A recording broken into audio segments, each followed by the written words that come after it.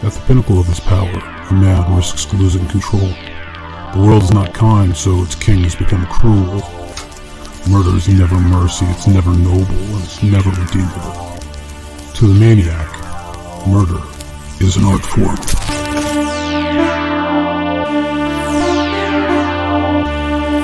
What is happening to God say something?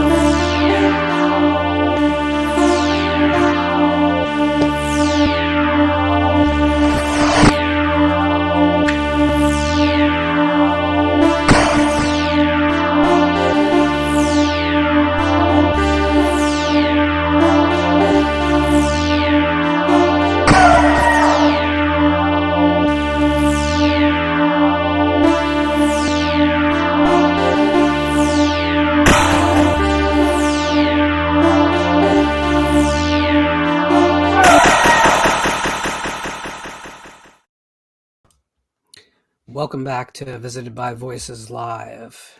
Here, I'll position my camera better. Somehow I slid over during the break. Everyone let me know whether we're coming through loud and clear. I want to say hello to the people that were early to the chat. Hey, Al from Russia, or Russia, Delphia, I guess, really. Dave Vanderhoff, how are you, sir? Evil Continental, finally getting to see a live show. Thank you. I appreciate you being here. Jess Graham, Joe Bob Tarhill, all of you, and the rest of you who have not spoken up, please just say hi in the chat so we know you're out there, and don't be shy to ask questions as they come up.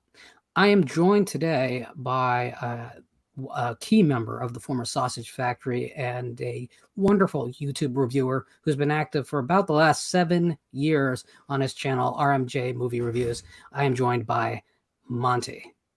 Hello, Mr. Lauren. How are you, sir? I am warm. It's not a particularly brutally hot day here, but it has been extraordinarily humid. And unlike the rest of the population who has sinus pressures in the fall, like regular human beings, I tend to get just destroyed during the initial heat wave. So here we are. So if I'm kind of touching my nose a lot, it's to try and stifle the sneezes that would be there otherwise. I have exactly the same problem. My sinuses are going berserk right now. I'm on that nasal flu big time right now. Yeah, well, I try not to medicate at all in my life. I'm a complete freak, I know, but I try not to take any even over-the-counter stuff. I will tell you that I'll give you a big secret, which is that aspirin is basically just a very minor key blood thinner. But if you look at the difference between the the advanced Advil and regular Advil, for instance, the difference in ingredients is caffeine. Oh, That's really? it. I didn't. Yeah, really, absolutely. I didn't know that. So if you have a headache, to take down the inflammation, just hit the caffeine normally. You'll get the same effect. Oh, you said the caffeine will just blow that sucker right out, huh? Yeah, and then when you have a migraine or some serious inflammation around your brain, no over-the-counter stuff is going to help you anyway. So just go to bed. Right. I mean, that's really what it is. Right. That was unsolicited medical advice from a guy who did not go to medical school. So please take it for what it's worth and exactly what you paid for it. Right. I'm all about self-medicating completely. Well, you see, I don't should tell anyone else what they should ever do. Right. Ever. I am a libertarian through and through. I think the moment you tell someone else what to do, you're wrong. Right. No matter what your position was. Right. So Stone Gassman has joined us. Darren Burrows has joined us. So we got some people still rolling on in. I appreciate that. Right. So Monty, I'm going to start with the question we always ask, and feel free to tell the long form story because we love these. Right. What originally got you into horror? And you're just as much of an action fan as horror. So I mean, that kind of cinema, really. What was your earliest memories, and how did you know it was going to be important to the point whereas you've been reviewing movies for 7 years on YouTube? Oh goodness, I remember exactly what happened. Was I'm the youngest of 4, so I have 3 other older siblings. My brother is about 10 years older than me. So let's see. He was a teenager in the 1980s. So him and my older sister, who's about 9 years older than me as well, they were always, I wanted to hang with the big kids. So I was always kind of just sitting with them on the couch and watching movies. Remember, this is the 80s. So this was the rise of cable television, VCRs, the video store. And I remember my older brother rented, this is when it first came to video, A Nightmare on Elm Street Part 2, Freddy's Revenge. And that's the billboard advertisement they used to have at the video store with the glove and the flame in the background. And I will never forget that the four of us watched Freddy's Revenge, and I was terrified. To this day, I know that movie verbatim because I can remember key scenes that terrified me.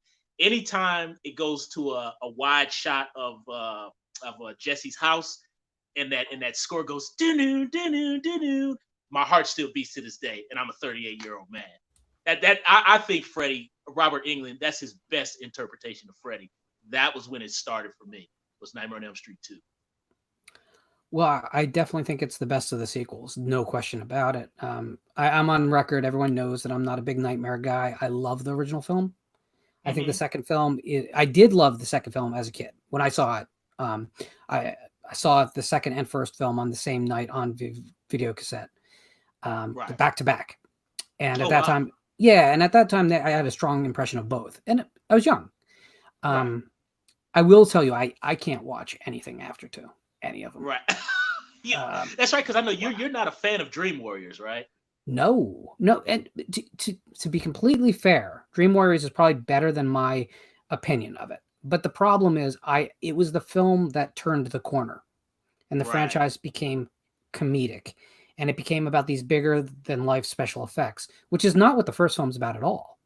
Right. You know, a sheet acting like a snake and snaking its way up through the bars and hanging a kid is not a complicated special effect. But even by the second film, we have the school bus scene, which is big, but at least those elements were outweighed by the body horror of that film. Right. And the third film was all just, ugh. You know, I still say I agree with that about especially the body horror of the second film. I still remember that scene where Freddy comes out of Jesse's chest.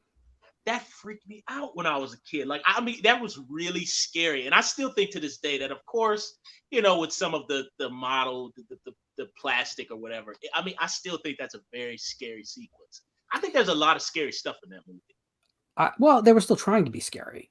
The jokes are not funny, but even though there's sort of one-liners there, the audience is not supposed to laugh at them. They're supposed to be uncomfortable. Yeah, like he's almost like matter of fact, what Freddy reminds me of in that second film, he's almost like if you watch an episode of like Locked Up and you hear like ex-convicts talk about their crimes, and then you might kind of see them smile when they talk about their crime. That's kind of Freddy's humor in that second film. I think it's kind of that it's very cruel, which I think that's what makes it great.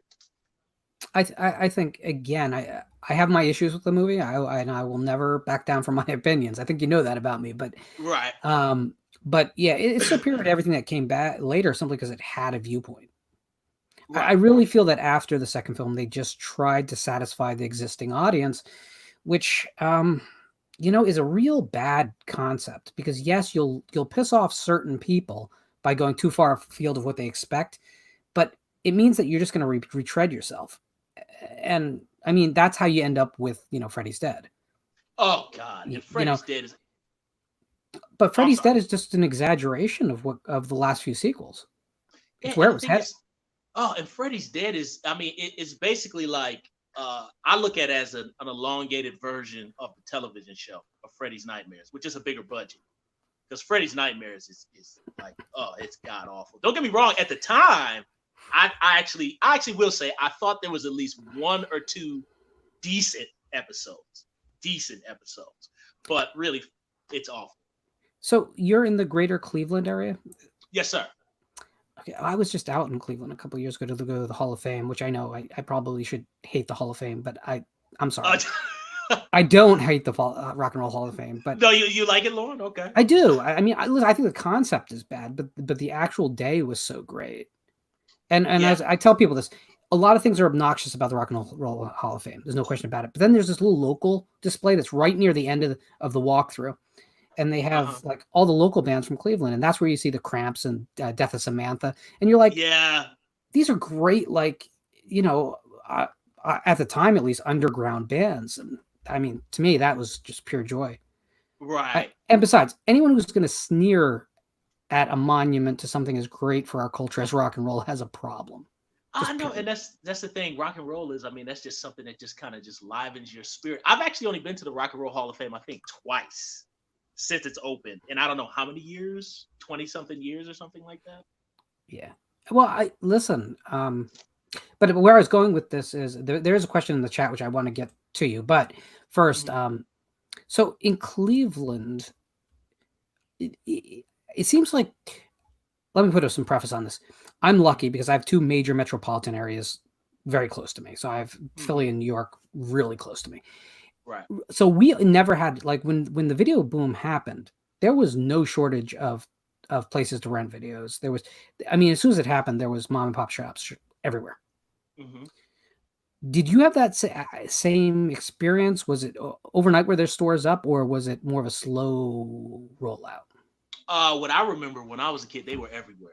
I mean, the video stores were everywhere. I mean, it was to the point where, like, if you'd walk into like a Dairy Mart, or, you know, equivalent to 7-Eleven. I don't even know if Dairy Mart is still around, but you know, you go into the Dairy Mart, you'd have your Lay's, your Doritos, and then right next door you'd have a little section that had like Friday the 13th, Nightmare on Elm Street, what was the movie, Slaughterhouse, The Fun House.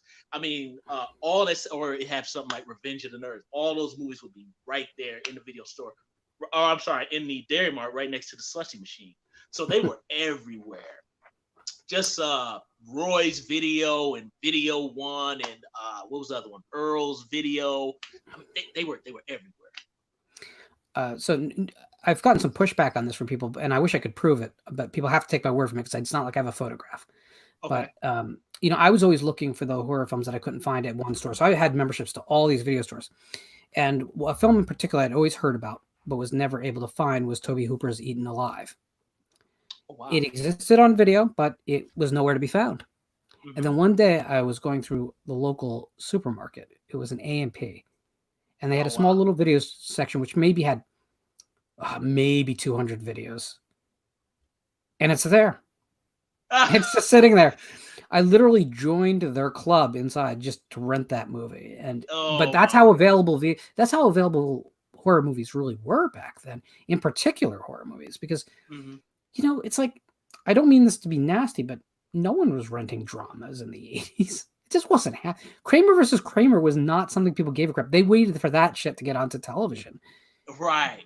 You were renting the stuff that you couldn't go to the theater easily and say. And I think that was the fun part about me. I mean, a matter of fact, when I was a little kid, even like just telling you that story about Nightmare on Elm Street 2, I can remember every weekend we would all go as a family and we would go to whatever obscure video store it was.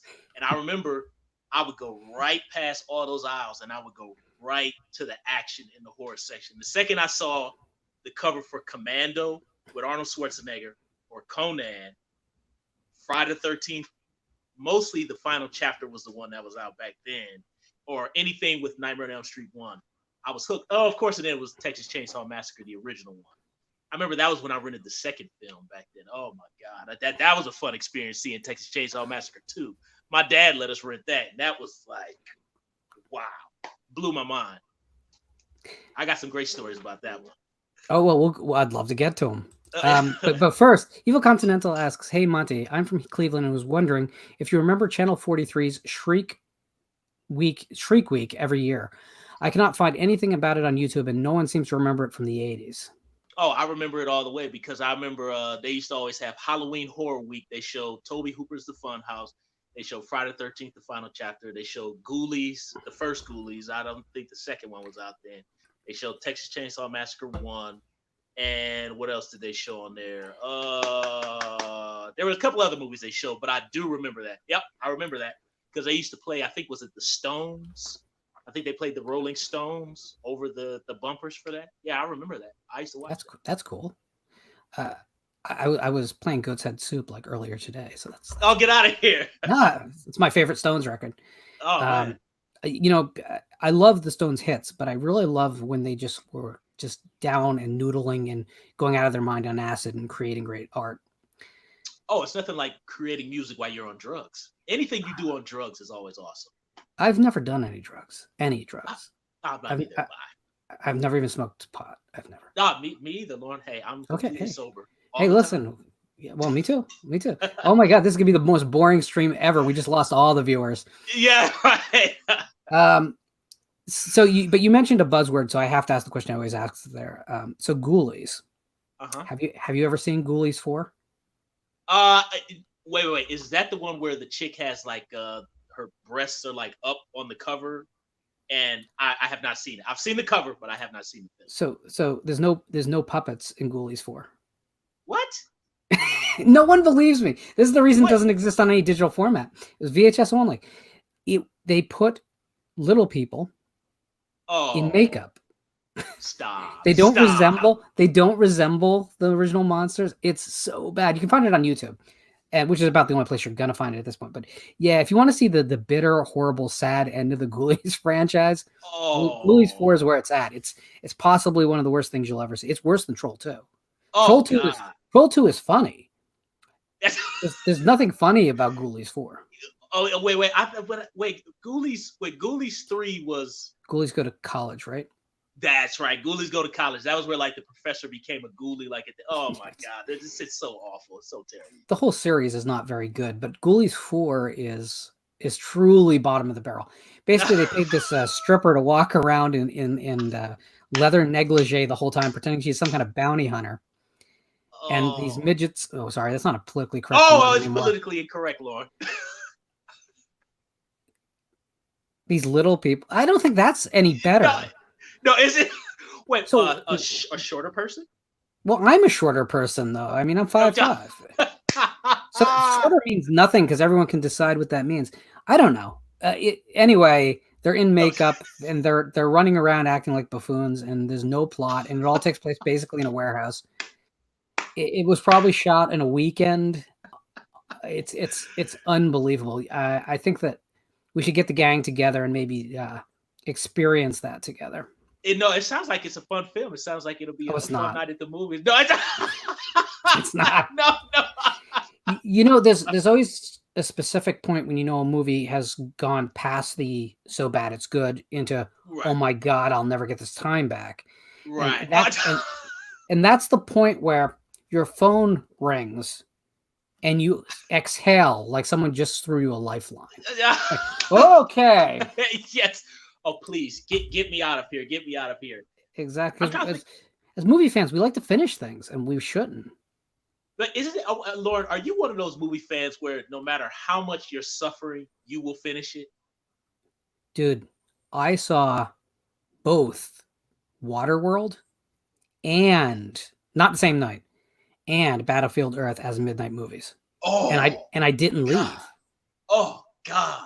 So it's a long movie. Battlefield Earth is like 2 hours and change. And, so that was me committing to stay till 2:00 in a movie theater to watch that shit. I will literally tell you, I've seen 5 minutes of Battlefield Earth. I think I saw it on HBO or Cinemax way back when for 1 second, and I turned the channel. It's bad, dude. It's bad. I was done. There was this point where one of my favorite actors, Kim Coates, decided to be in every horrible, huge budgeted film that he got offered. So he's in Pearl Harbor. He's in Battlefield Earth. I mean, he had this string of like, just, oh my God, what are you doing? And he's always the best part of them. Like his scene in Pearl Harbor, he literally walks onto the stage, barks out orders about lightening up the planes, and leaves. You never see him again. And it's the best scene in the movie. It's like something out of Apocalypse Now suddenly in the middle of this god-awful film. Oh, and Pearl Harbor that's Kim Coates, he is one of the most awesome character actors, and he can be in complete crap, and he could just turn it into. Matter of fact, his famous scene from The Last Boy Scout with Bruce Willis, the right to the nose. He's an awesome actor, man, but he can take crap and turn it into gold. If you want to see a great example of him turning crap into gold, he's in a film called Exchange, which was a Face Off ripoff, direct to video. Oh, and it's him and Kyle MacLachlan changing identities. What? Yes. Kyle MacLachlan. Oh, from Twin Peaks. Get out of here. Absolutely. And from The Hidden for the horror fans out there. Oh, I gotta check that out. I love Kyle MacLachlan. It's not a great film, but if you want to see Kim Coates and Kyle MacLachlan act like each other, it's the only way you're ever going to do it. And I will say, I'm sorry. Go ahead, Lauren. No, go ahead. Oh, I was gonna say, and I will say, Face Off is awesome. I love Face Off. I don't care what anybody says. They're trying to put it down now. I love that movie. I'm more of a Broken Arrow guy because I like really. I like some Christian Slater going full tilt. I think Christian Slater got really overlooked, and because Nicolas Cage is getting all these roles right now, right? Whereas they're asking him to go big. Give those to Christian Slater, man. He can go just as big, but he's Christian Slater, dude. Well, I mean, and then you got to think like True Romance. I love True Romance. I never forget when it came out. True Romance opened in one of the movie. Well, when malls and stuff were still in. It opened in the smallest theater at my local mall, and it was gone like weeks later. Monty, I was oh god, I'm sorry. Do you think the scene between Dennis Hopper and Christopher Walken could ever be in a movie today? No. Oh my god. No. But I think it should, though, is the thing. I mean, that's the right context for us to work this shit out, is in a fictional narrative. Right. And what? Go ahead. I'm sorry. Oh no, I was gonna say, what I love most about that scene is how I love just two character actors going at it, and how both of them are smart guys. You know what I mean? So it's almost like they're trying to psychologically top the other guy until one guy who appears to be like the drunk loser, he gets the other guy and he gets his way. I love that scene. It's a tough scene, but we do need stuff like that. We need, again, in proper context. Now, that's not saying that right. If you take that same scene and write it really badly, we don't need that in the world. But I'm also just anti-censorship anyway. If someone wants to put bad stuff into our world, we should let them put it into our world, because then we know who they are. Right. Yes. And we can start having a conversation about why they're dead wrong. But when we shut them down, when we tear down statues, we can no longer have conversations. Right. We need to have conversations. It's what makes humanity. I'm not nothing about America. It's what makes humanity important. Is that we can make mistakes and figure them out and make a better world. Right. And I think that's the biggest thing too. Is I think people actually having discussions, actually talking instead of like this attacking one another. I think it's okay for people to have differences in opinions. That's perfectly fine. I don't think there's anything wrong with that.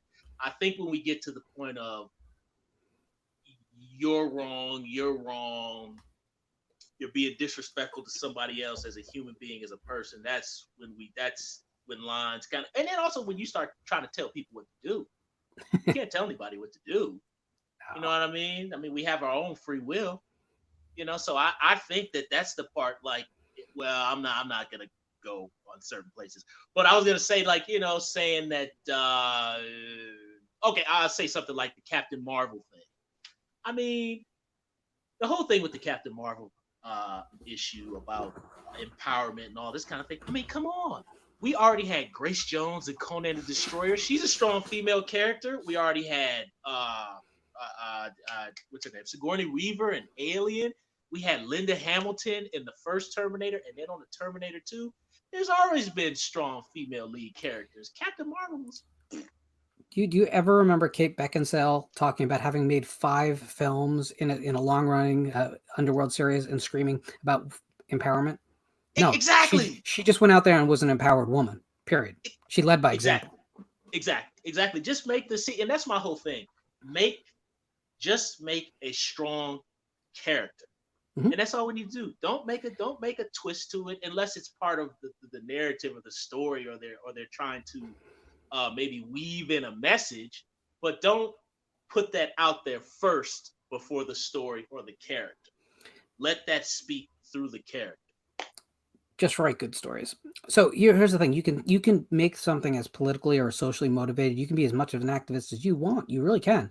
Art is very adaptable to getting your message and your opinions out, but you have to tell good stories first. People want narratives, not bullhorns. It's just true.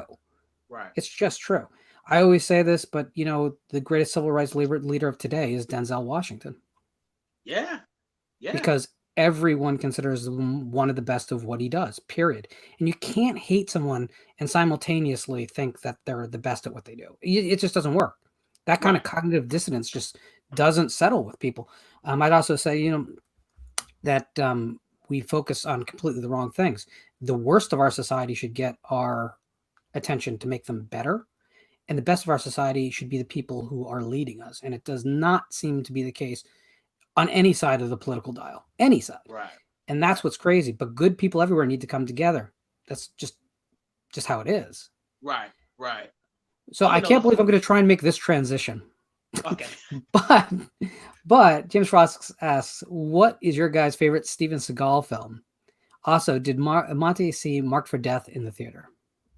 No, I did not. I have a cool story about Marked for Death. It's very short. My sweet mother, God rest her soul, she took me to when Marked for Death came out. That was 1990, so I believe I was about maybe 8. I was a gigantic Seagal fan, as you can see in the background. Love Seagal. And anyway, my mother, at this time, I had already seen tons of rated R movies. My mother was trying to protect me from them. She didn't want me to see all those awful things. Of course, I had already seen them. So anyway, my mother wanted to take me to the theater to see Fantasia, the Disney movie with Mickey Mouse and the wand thing and the broom. Mm-hmm. I hate Fantasia. I hate that movie. I hated it. Oh God, I hated it then and I hate it now. I'm okay with other Disney movies, not Fantasia. Anyway, Fantasia was here, re-released, and right next door was this lovely movie right here, Marked for Death with Steven Seagal. And I never forget, I looked at my mom and she said, "Hey, honey, we're going to go see Fantasia." And I said, "Mom, can we see Marked for Death?" To which case she looked at me and said, "No." And I was like, I so much more wanted to see Marked for Death than Fantasia. And I was only 8 years old. So I did not see Marked for Death until it hit Blockbusters in 1991. And I loved it. I still love it. Seagal's best.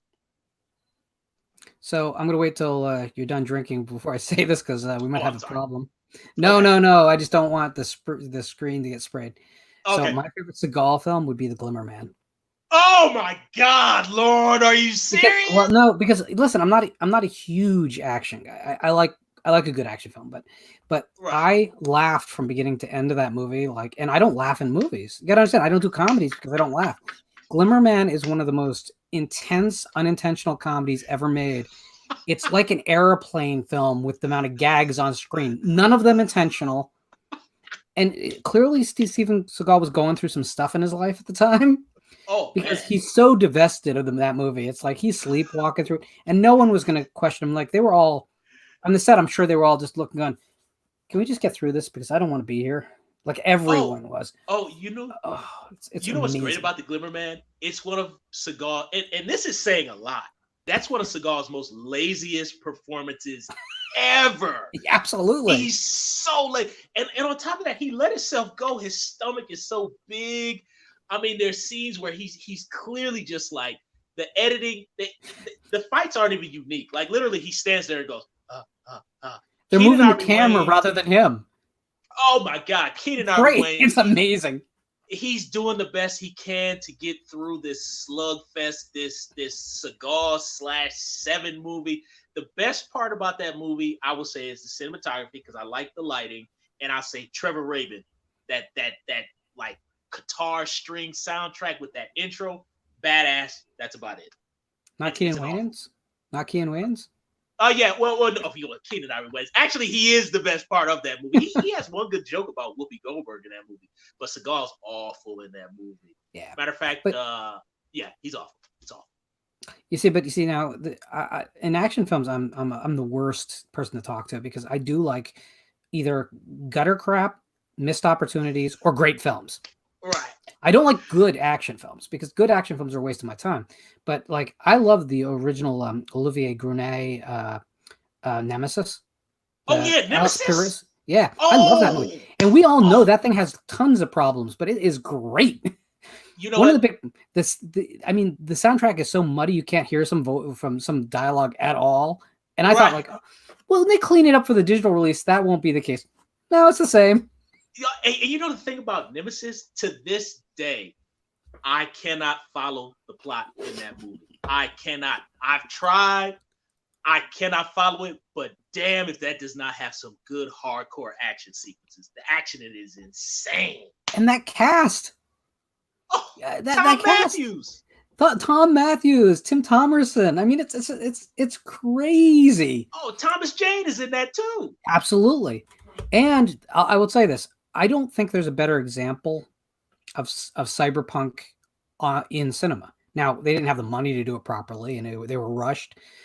You know, the stop motion effects at the end are really pretty janky. Oh, but you know what? They were actually trying to do cyberpunk. I mean, they were like William Gibson-esque cyberpunk, and no one tries to do. I mean, I guess what was the Keanu Reeves movie? John Mnemonic tried to do it too, but yes. That's worse, even though it's better. Yeah, I mean, it's a better made film, but it's worse. Besides, well, I don't want to derail into my Johnny Mnemonic thing. Oh yeah, because whatever. I mean, there's a point where Keanu Reeves delivers a pentameter soliloquy in the middle of the movie about how life sucks. And it's one of my favorite things ever. It's definitely my favorite of all his scenes. Oh my God, Johnny Mnemonic. I believe I saw that one time when I saw it literally once. My mother let me order it from pay-per-view request, and I literally cannot remember anything about it. The only thing I remember is some dude going like this, and a guy got cut in half, and Dolph Lundgren impaling what's his name? You know, the rocker turned actor. I can't remember his name. He was in Heat, Michael Mann's Heat. Yeah. Isn't Ice-T in that? Isn't Ice-T in Johnny Mnemonic? Oh yeah, he's in there for like one scene. He's got his dreadlocks from Surviving the Game. Yeah, exactly. I love Ice-T.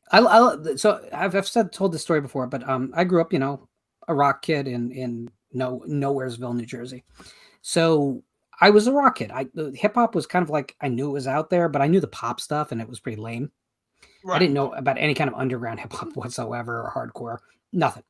So I went to Lollapalooza the first year, and Ice-T hit the stage, and he performed like the hardest hardcore punk rock act I've ever seen. He changed my opinion of an entire genre just through the sheer will of his personality. Was it Cop Killer? Well, they did perform Cop Killer, but no, it wasn't, because they did like a 4-song. Body kind of just formed, but he was touring off OG, which had just come out, and it was the hip hop performance. He sold it. He sold it to a crowd that should have been hostile to him, and by the end of it, I think he probably sold more merch than anyone else. So I love Ice-T. I absolutely love Ice-T. I think one of the things about Ice-T too is I think that comes along with his kind of his street background, the fact that, well, I think he was a pimp at one time, a real working pimp, but I think that goes along with the charisma and kind of the mind, the psychological charisma of a pimp. You know what I mean? Like to draw you in and like come with you, believe what I'm saying. Well, listen, he's a Jersey guy. First off, he was born in New Jersey. He was born in Orange. Really? I didn't know that. Absolutely. It was only during his teen years he got shipped out to LA, to South Central. Oh, I didn't know that. His book, The Ice Opinion, or Who Gives a Fuck, is a great read. I really do recommend it. He talks about how he tried the pimp thing. It really didn't work for him because he wasn't willing to enforce. So right, you know, that's not. Oh, he wasn't willing to enforce. You mean? Yeah, exactly. A little whack. Oh, okay. Exactly. But I mean, he also, you know, just stint in the Army. Okay, but he was a Ranger, right? He doesn't go that deep in the book. He talks about more like when he got out and the old crew wanted to get him into the snatch and grab, like jewelry store robberies, and he said no, and basically they all turned his back on him, and they all were like arrested on a job that weekend, and oh wow, and that turned him around. It's an amazing read. It's an amazing read. I mean, listen, there's a couple chapters. There's a chapter on his views on sex, which is just like, why am I reading this? Yeah. But there's a lot of good in it. There really is. And I actually think he's one of the best stories about how someone can go from music to acting and actually make a career of it.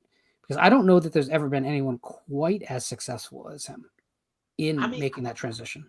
I would say, well, maybe what Ice Cube, but I will say, I think in terms of, well, if we're going to talk about acting with quotation marks, I will say I think that Ice-T is a better actor than Ice Cube because in his first movie, New Jack City, I still think that I mean I don't know if I say Ice-T's best performance, but I thought he was really good in New Jack City. I love New Jack City. I think that's fantastic.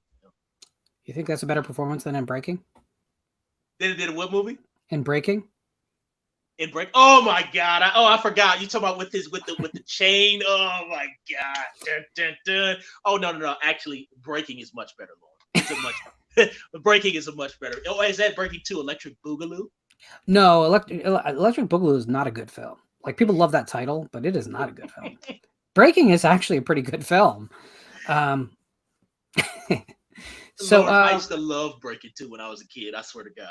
So here's going to be another one of my rough transitions. We're going to go from Breaking to a series of horror films that I don't really care for because it's a question for you more than me. Okay. Chris Lake Counselor 77 says, Monty, you are hired to write the opening of Scream 5. How does it play out? Oh Lord. Oh man, you got me, buddy. Let's see. If I hired the opening, write the opening of Scream 5, how would it go? Well, first of all, the movie would start and Nev Campbell would die.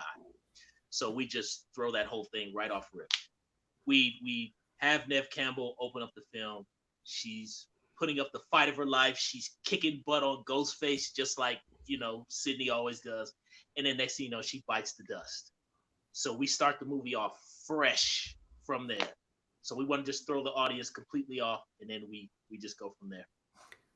So that's my opening. Why don't we get completely politically incorrect here then? So we cold open the movie during Wes Craven's funeral. Ooh. And Robert Shea is there, all the cast of all the previous Scream films, anyone else you can get from that are alumni from previous films. You get Sean Cunningham there, his brother in arms from back in the day. You get them all. And during the funeral, the new killer kills everyone. And we just start fresh from nothing.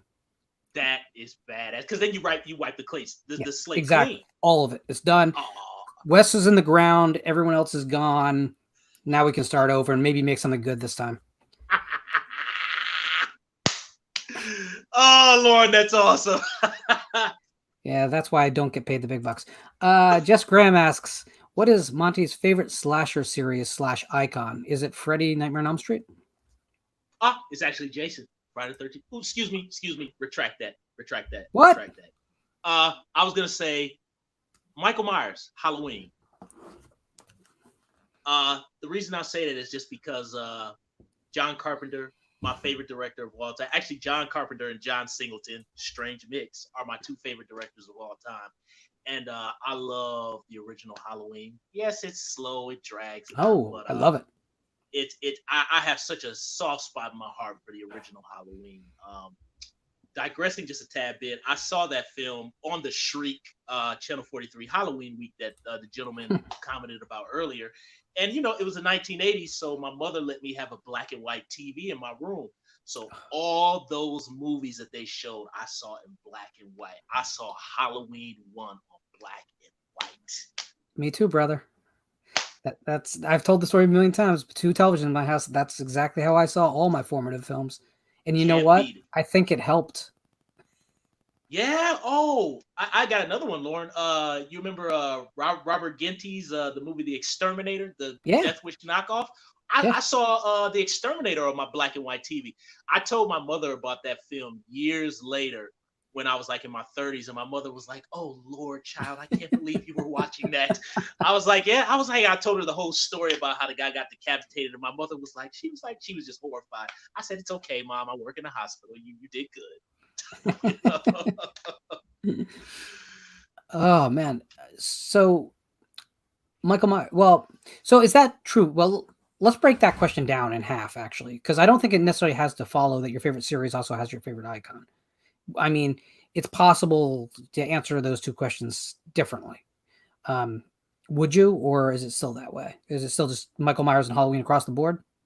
You know what? I probably would answer that differently, Lauren, now that you phrase it that way. I'd probably say my favorite, the series would be Friday the 13th. Icon would probably be Michael Myers, because I just love that Michael Myers is is the right word. He's like an enigma. Like he's just like John Carpenter said, that force of nature. He's the shadows. He's the boogeyman.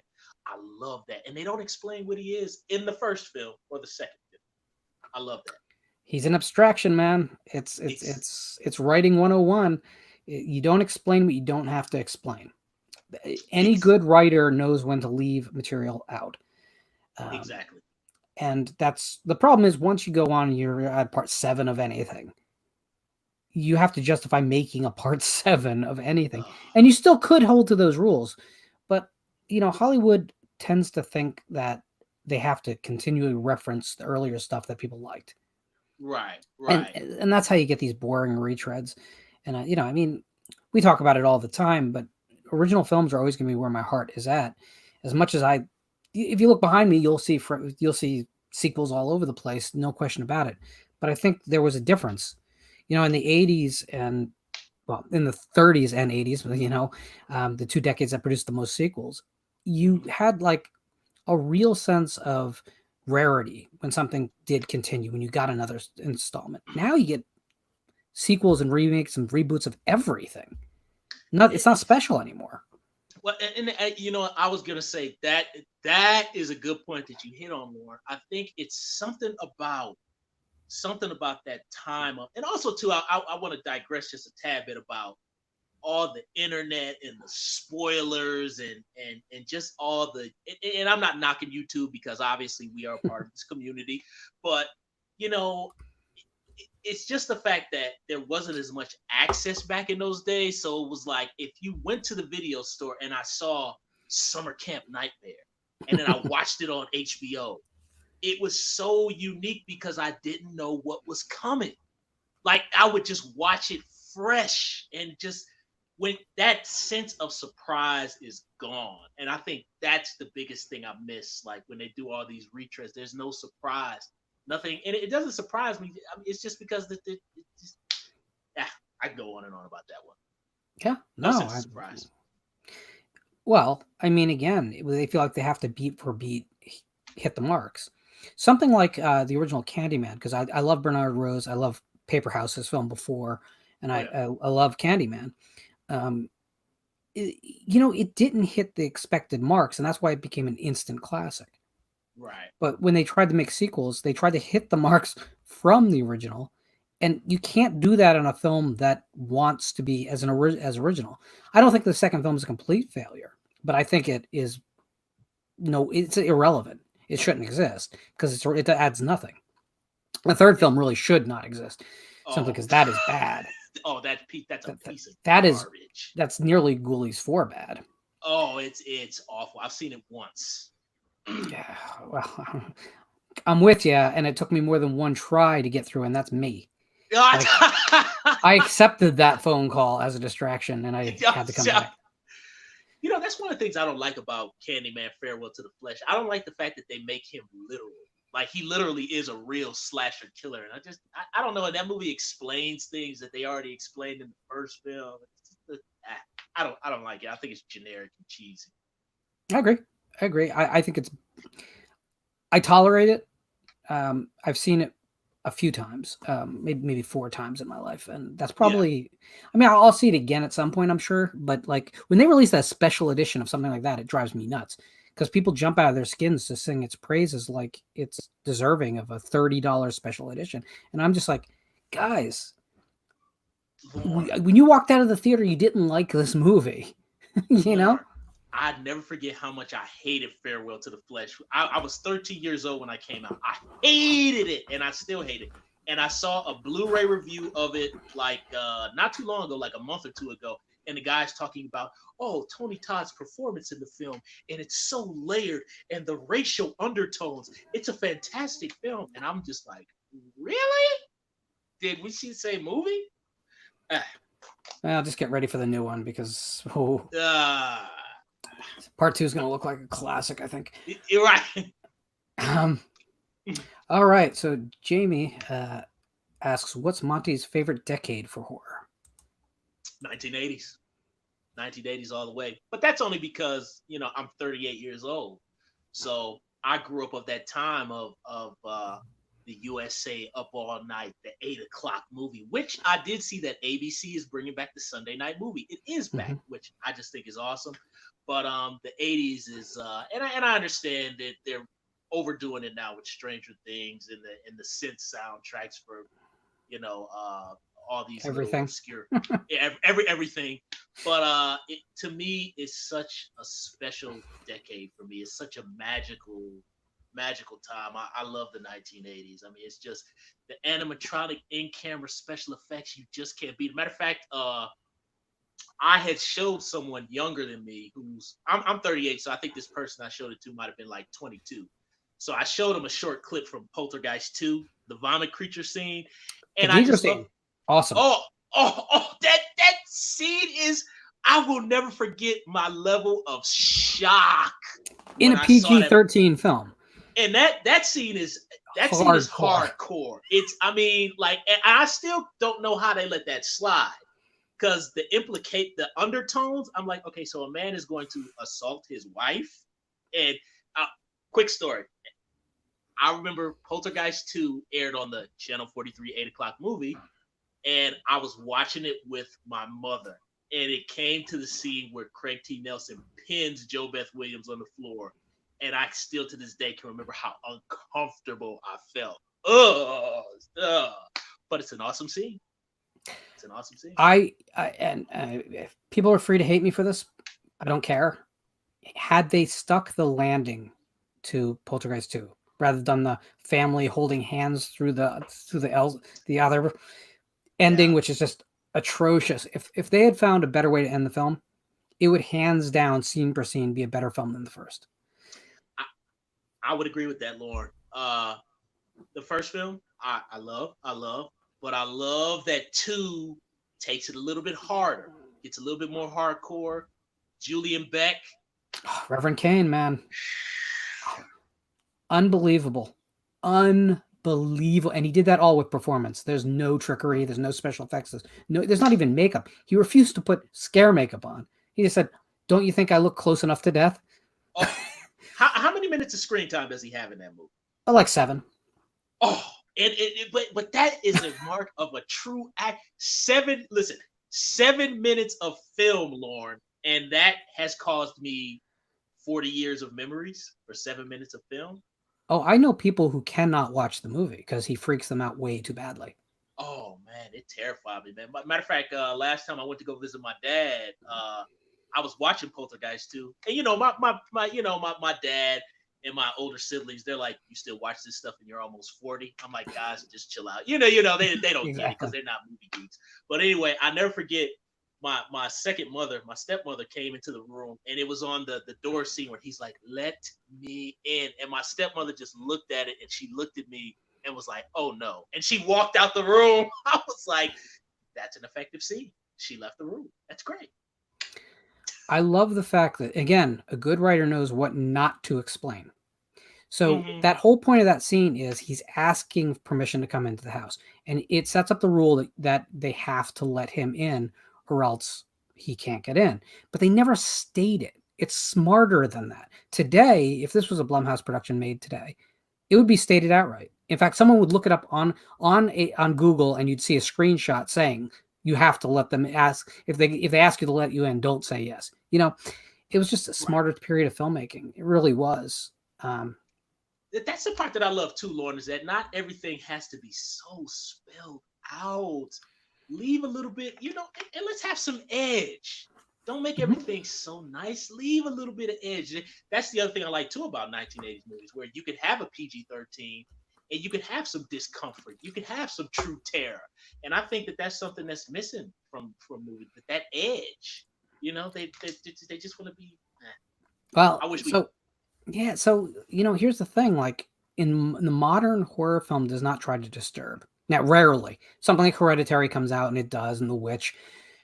Hopefully Saint Maud does as well. I've heard very, very good things from people I really, really trust, and we'll find out soon enough. Right. But the rarities, right? Most horror films try to kind of get you scared through loud sounds on the soundtrack and sudden motions, but by the end they want to resolve it in such a way that you feel really comfortable. And sometimes they have, evil isn't dead endings, but they feel comfortable. Like, oh, I'll get another movie. You don't walk out going, oh Jesus, man, I'm not okay. Right. Well, that's the thing I noticed. The films don't. They don't. Aside from just being loud noises, did it. Like, okay, that's not doing anything for me. That I like that you touched on that, Lauren, because the films that I used to rent from the video store, or I would just come across on cable, not knowing what it is at all. It was just I'll never forget. And I've talked about this film a bunch of times, but Toby Hooper's. Actually, no. Let me go to. Okay, I'll go to the Funhouse. The Funhouse.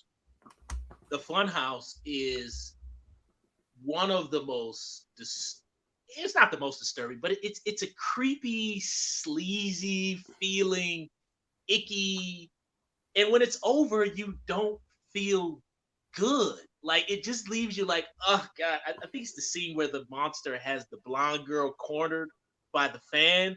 Ugh, it's so like, and it's just like he gets closer to her and the slob, and it makes you just feel so nasty inside, man. And that's these horror films don't make you feel that way. No. You know what I mean? You just that scene to this day. I mean, you could just randomly show it to any person who's a non-horror fan like us, and they'd probably be like, nope, kick, and that's what you want. You want them to turn the channel. So I've always maintained, and I should really do an autopsy video on this, but Funhouse is sort of brilliant. I mean, and I mean that in the true sense. It might be Toby Hooper's most creative work. And so there's this scene at the beginning that plays like a mashup of the shower scene from Psycho and the opening kill of Judith Myers from Halloween. Mm-hmm. Right? It's the younger brother grabbing a knife and attacking his sister in a shower, but of course it's all fake, right? It's a fake scare of sorts. Right. But the reason it's brilliant is because it breaks all the movie rules. Right. All of them. We have our lead character, our final girl. Transparently, this is our final girl. But she's taking off her clothes. She's taking a shower. Her brother does something that's completely inappropriate, not just because of the implied violence, but who walks in on their sister in a shower? Like, the movie's just on a different level of setting us in this mindset that is just, we don't trust the filmmaker anymore. The rules don't apply. And I think that's really smart. I actually suggest, if you've never seen the television edit of the film, to find it, because all the stuff with the monster and his mother, the fortune teller, is back in the movie, and that's really uncomfortable stuff. Like, in some ways, it's more disturbing than what made it into the R-rated film. So I recommend checking it out. Also, the novelization, while it doesn't hew very closely to the movie at all, because it was based on a very early draft, is really very good too. You know, I know they were talking about remaking the Funhouse for a minute, and I think before IMDb shut down the message boards, the person who would have been perfect to remake it would have been Alexander Aja. High tension, and what he would have put a stamp on that movie. Ooh. Yeah, he's one of those guys that I think that the industry doesn't know what to do with outside of remaking things. They don't know what to do with him. And it's sad because he's an incredible talent. Oh God! Like aside from some pacing issues with the Hills 2006 film, and some things with who characters are in relation, and wasting Billy Drago, that was kind of a sin in that movie. But aside from those things, that's a really excellent throwback to hardcore 70s style. I mean, that movie is down and dirty nasty. Ooh, it's nasty. I have in the past said that I prefer it to the original. I will say this though. I've watched the original about 3 months ago, maybe 4 months ago. And the RV sequence from the original, the invasion with the mother, the baby, and that sequence is probably Wes Craven's best directed sequence. It's definitely the tightest editing. That editor, and I wish I knew the editor's name because I would call it out right now. That might be some of the best horror editing ever. It is it feels like you're in that confined space. It feels legit too. I think, and I remember too, when I saw the original Hills Have Eyes, I saw it, I don't know, maybe 1994, 93. So I was like 12 or 13. But, again, that film came out before I was born, but no internet. So everything that came at me, it came at me raw. And when it got to that, oh God, and I tell you, even to this day, I would not lie to you, Lauren.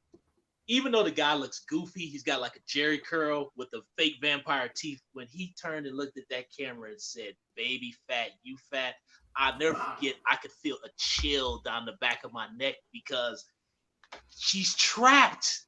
Like, can you just imagine if that dude is looking at you and there's nowhere to go, and he turned and it makes my skin crawl. It makes my skin. Oh, absolutely. So it's funny you say that because this week I picked up a copy of Satan's Slave, the great Indonesian film from 1980. And it's funny, this movie, you definitely got to find a copy, or you can probably find it for free online if you look. But this restoration is amazing. They did because I saw it back in the old tape trading days, where things look like 7th generation, copies because they were 7th generation copies. But right.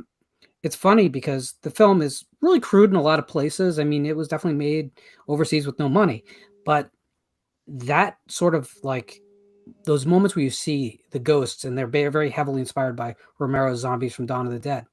They have that look like you're talking about in Hills Have Eyes, whereas like it could be cheesy, but in the context of the scenes, no, it works. And I think that's kind of important to horror, to be honest with you. I think ultra realistic horror doesn't work as well as we think it is, and trying to be ultra realistic is a mistake. Right, I agree. Like when it's kind of something about when it's crude and kind of unpolished, and not trying to be crude and unpolished, but just naturally when you just feel the roughness of the filmmaking, it just is more unsettling. Like the rougher it looks, and the rough editing and actors really falling and busting their heads on tables for real, you just kind of just go like, damn, this is real. Exactly. It's like it's real, but then like when you see Hills Have Eyes remake again, which I love, and the guy shoots the mom and she flies like 10 feet back like a Walter Hill movie, then you kind of go, take shot. That's also the reason that I'm so against. I'm not. It's funny. I don't like CGI because I don't trust Hollywood to use it, but I don't dislike CGI. I just don't trust Hollywood, and they have a bad track record with it. Right. So, for instance, like everyone always points out, well, the original Jurassic Park got it right. How come we can't do as well as Jurassic Park? And the thing is, they didn't know if it was going to work, so they made that film fully aware that they might have to find a different solution, which is great. Today, because they know it'll work, it's not effective. They shoot it. They don't shoot it with a backup plan that's based in this world, so it all looks just like color forms put on screen, And you and I are the only ones old enough to know what color forms are. Everyone in the chat has no idea what we're talking about. Right. Hey, I wanted to show you something and get you to, because I think this has nothing to do with our conversation, but I have to find a way to get it into the stream. Okay. So, I love golden era and before horror. So this has been 2.5 months of me securing. This is a copy of the film The Arrival from the Darkness. It's a double feature from Czechoslovakia. This was made in 1921. To give you an idea, that makes it a contemporary of Nosferatu. Oh, wow. This was the first horror film made in Czechoslovakia and in that part of the world, and one of the first horror films of full length ever made. It's also a sound film from the period. Oh man, that is crazy. For years, people thought it was just simply gone, and then a couple years back, someone found it, and they've restored it as well as you can. I mean, it wasn't stored under great conditions. It's not like the negative was available, but this Czech release is the only way you can get the film. Oh man! But look at this. They go out of their way. It's gatefold. It opens. They include a booklet giving you the full history of the restoration, like step by step in both Czech and English. Oh my goodness! Look at that! Oh man, that is awesome.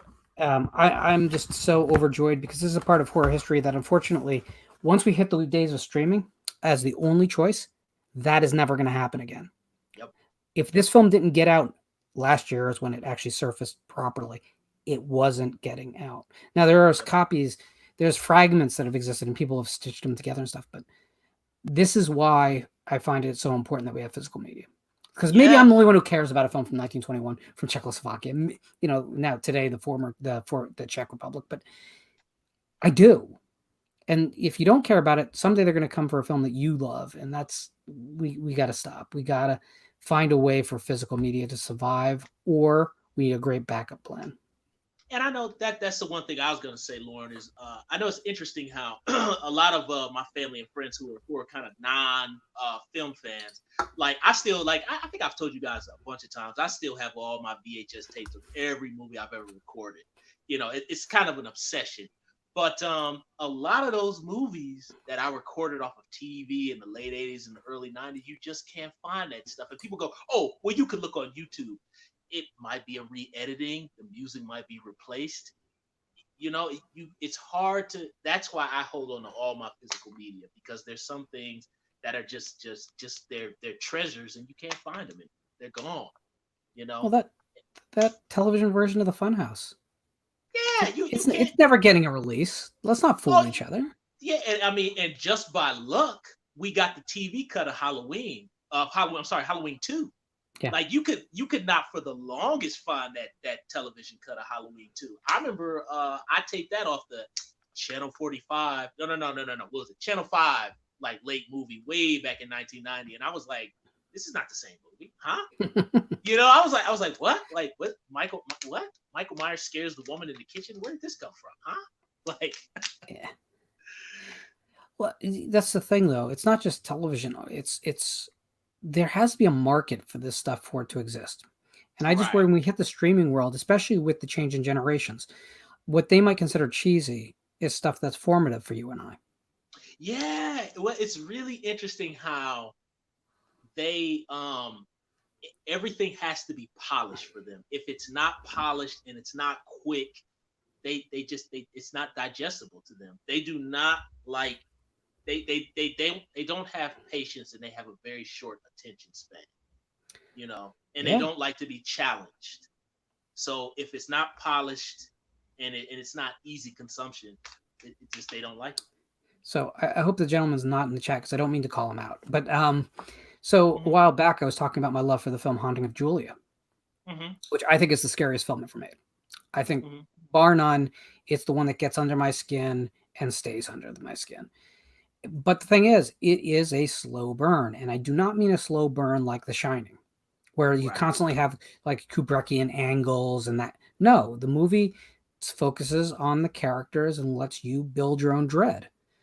And it is, to my mind, one of the absolute crown achievements of horror cinema. So this person I was talking to about this went out and watched it on YouTube, because that's the only place you can find it. Again, exactly what we're talking about. And came to me and said, and the exact one was, that thing was really boring. I couldn't really get through it. I kept getting distracted. And it was just, to me, it's like something's been lost. And we did this, by the way, me and you, we let this happen because we didn't share, and we weren't bold enough to say no. If we 10 years ago, 15 years ago had championed this stuff the way we are now, maybe it wouldn't have happened, but we were all silent. Me too.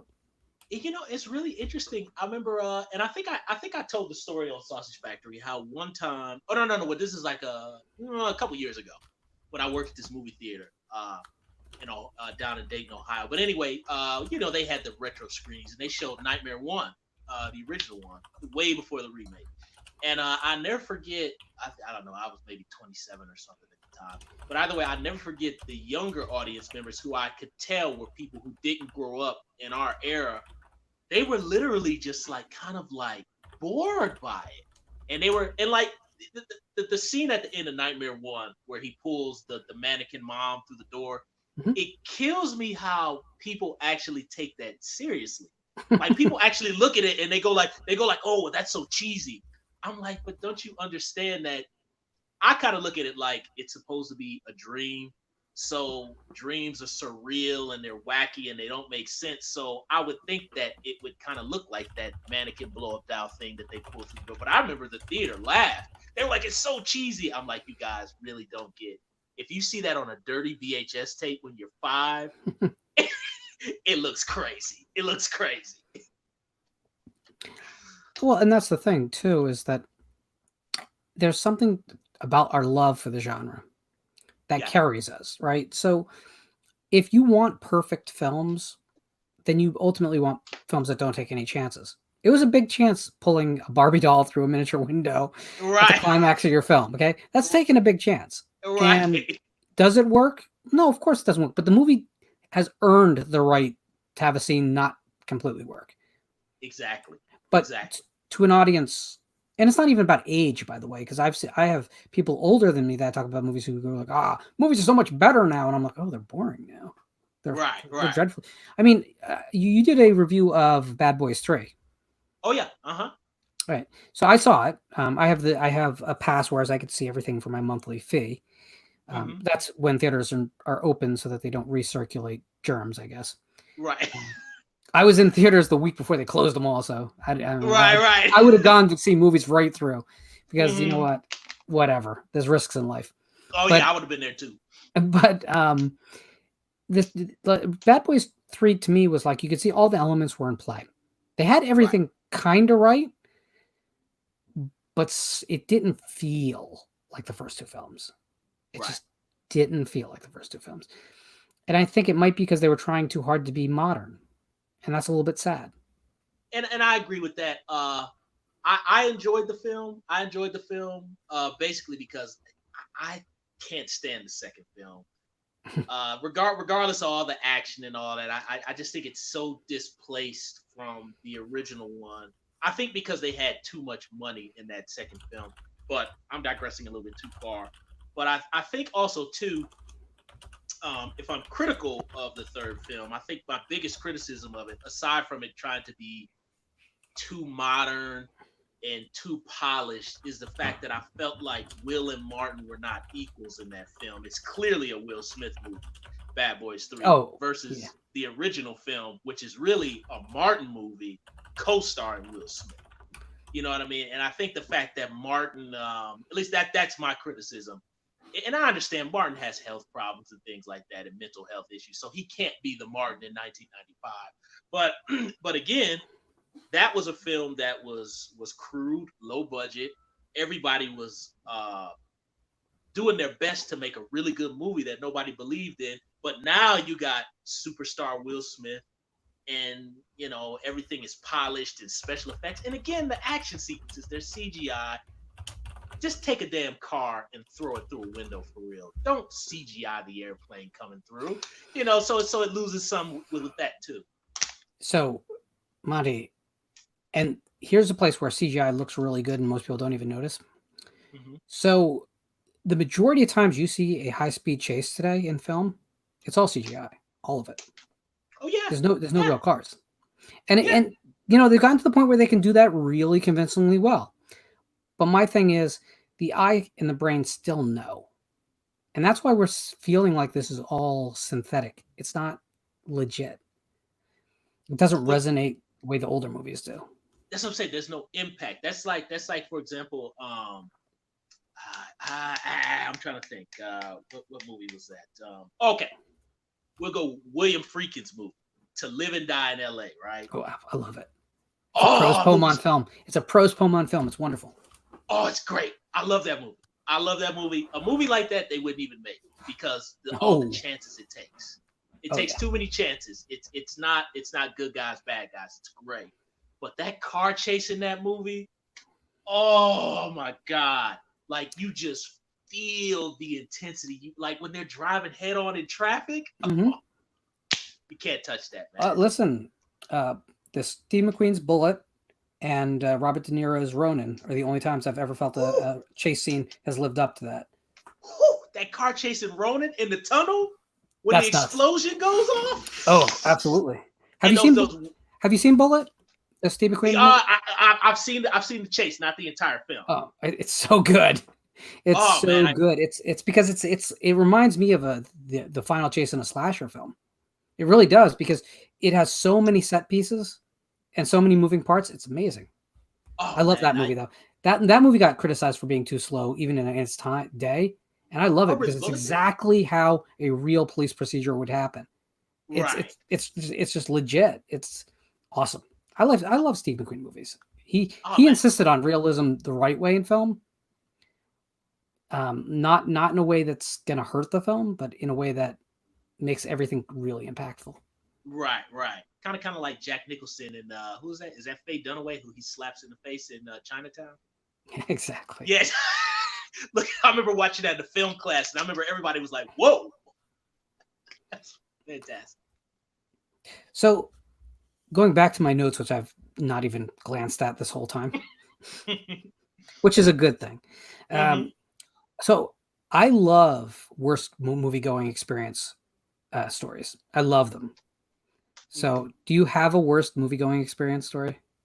Oh God, yes, I do. I'm trying to think of the worst movie going experience I had. Let me think right offhand. There's actually so many, but I think the one I can think right offhand was at the time I was dating my high school sweetheart. I thought a great idea would be to take her to go see The Cell with Jennifer Lopez. And I just thought I thought that was the most fantastic date movie. Let's go see The Cell. And next thing you know, Vincent D'Onofrio is hanging from chains, and he's turning women into dolls and doing unsavory things, and his toes are like shaking. And then I remember sitting there, kind of like looking at my girlfriend, like, I hope she does not think that I am like some sort of twisted madman. And we actually made it through the entire movie. That movie is cool to look at, but yeah, there's some uncomfortable, unsavory stuff in that movie. I remember her look the whole ride home, Lauren. She just didn't say a word. she just sat in the car like, I didn't even get a kiss at the end of the night. I was like, okay, I really did it with that one. Yeah, I don't have. I only saw Cell in theaters. I never revisited it, but I remember it being like, it was like wanting to be a Nine Inch Nails video. Yeah, that's That's what pretty I much thought what that it was. is. Or like a Marilyn Manson video or something like that. Yeah, and there was that movie. That was the whole time like Fear.com. Not a film I have great memories of either. Wanted to do that too, and there's this whole time period where like all those industrial bands' music videos were really impacting mainstream film, and it wasn't a good thing because the videos were fine. 3 Right, minutes of a right. music video is one thing, but a full length film, even the Dee Snider film, what was that thing called? Strangeland? Yeah, yeah. Oh, Strangeland. Oh God, that Also known as I went to a tattoo parlor and just filmed a lot of people getting pierced in close up, and that's a horror movie somehow. yeah. And it's like that movie is yeah. That's a strange one. That's a strange one. Yeah, I've only seen it one time. Yeah, that was like that weird point where it's like, because horror was kind of in a drought. Yeah. Everyone was trying to still figure out like what you could release, and they thought that the waning days of MTV was a good idea to embrace. Oh my God. Yeah, that was around that time where like they were just taking kind of the video, basically the opening credits of Seven, they thought they could make into an entire horror film. And it was just like, nah, that doesn't do anything but give me a headache. Yeah, right. Exactly. So my worst movie going experience is not exactly what you'd expect. I got shanghaied into going to see Casper.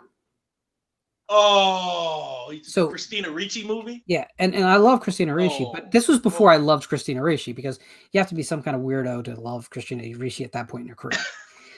But so do I look like the audience for a Casper live action kids film to you? Oh, that's hilarious. So I watched the entire movie like this. Oh my God. Oh, that's funny. And I don't know if you've seen that film recently. I have not. But that movie is just, it's like an executive boardroom came to life and pushed itself out, excreted itself out as a film for children.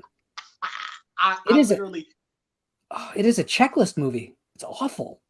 I literally saw it once. And I remember it was playing up against, I believe, Die Hard with a Vengeance. And then I was just like, I'm out of there. I'm going to see Die Hard with a Vengeance. Oh, well, you made the right choice. I love Die Hard with a Vengeance. Oh, I love Die Hard with a Vengeance. That's just fantastic. I have, again, another controversial opinion, but it's my favorite Die Hard movie. No, you know what? I don't think that. I think the thing that's interesting to me, Lauren, is when I hear people review the Die Hard series. I've heard people say that Live Free or Die Hard is the best sequel. I'm like, It's the same damn movie. am I missing? Well, how is a PG-13 Die Hard better than Die Hard with a Vengeance? Like, I don't get that. I even think Die Hard 2 is better than Live Free or Die Hard, even though it's a carbon copy of the original, just not as good. But even still, I'd say if 1, 3, and 2, those are the only Die Hard movies, in my humble opinion. I think the problem is that we're there. We had so many counterfeit Die Hard films. I mean, there was an entire movement was Die Hard on a blank, right? Oh yeah, Under Siege. Yeah, I mean, but they didn't stop, man. They just kept rolling on with terrorists taking people prisoner and one guy trying to figure it out. We got to the point where it had been so done that you can't really make a Die Hard movie anymore. It has to be really just an any action film that happens to star Bruce Willis as a guy with that name. He happens to be called John McClane, but it can't really be that. Listen, everyone hates when I do this. I'm doing it anyway. I feel like I'm at the beginning of Glengarry Glen Ross. I'm going anyway. Right. So my concept for a Die Hard film is you have Bruce Willis as John McClane. Right. Right before retirement, right? He's getting ready to retire. He runs security for a large office building or maybe the Pentagon. Right. Right? Right. There's an attempt by terrorists to take it over and they stop it. They cut it. This is the first act. By the end of the first act, the terrorists have failed. But there's one terrorist in the building now. And he starts picking off the security team. Basically, he becomes John McClane from the first film. You reverse the concept. Now that would be crazy. That would be crazy because, like, let's see, that would challenge the audience because they'd be like, it throw them so far off. They'd be like, what the heck is going on here? Right. Like, I mean, that'd be the only way you could spin it. And I mean, how great of a reversal is it to see John McClane and his team open a elevator door and find a body with "Now I have a machine gun" written on it. Yeah, right, right. So it's almost like this, like a slasher movie.